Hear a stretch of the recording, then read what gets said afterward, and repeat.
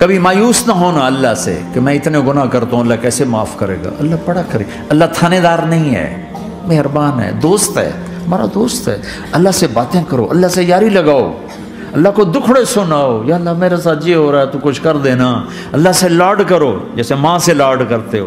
وہ نہیں تھا چرواہا موسیٰ علیہ السلام نے سنا، کہہ رہا اللہ سیاں تو آویں آ، تیری جوواں کڈاں، تین تیل لاواں، تین کنگھی کراں، تین روٹی کھواواں، تین دودھ پیواواں۔ یہ اللہ سے باتیں کر رہا۔ تو موسیٰ علیہ السلام نے اس کو بدبخت یہ کیا کہہ رہا ہے؟ کہہ رہا ہے یا اللہ تو میرے پاس آ، میں تمہیں تیل لگاؤں، تیری جویں نکالوں، تیری کنگھی کروں، تجھے بکری کا دودھ پلاؤں۔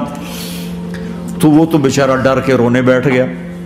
جب موسیٰ علیہ السلام طور پر آئے تو موسیٰ علیہ السلام سے اللہ نے کہا موسیٰ تو نے تو میرا یار ہی مجھ سے دور کر دی، مجھے تو اس کی باتیں بڑی اچھی لگتی تھی، تو نہیں یہ کیا، جا اس کو خوش کر کے جیسے ناراض کر کے آیا۔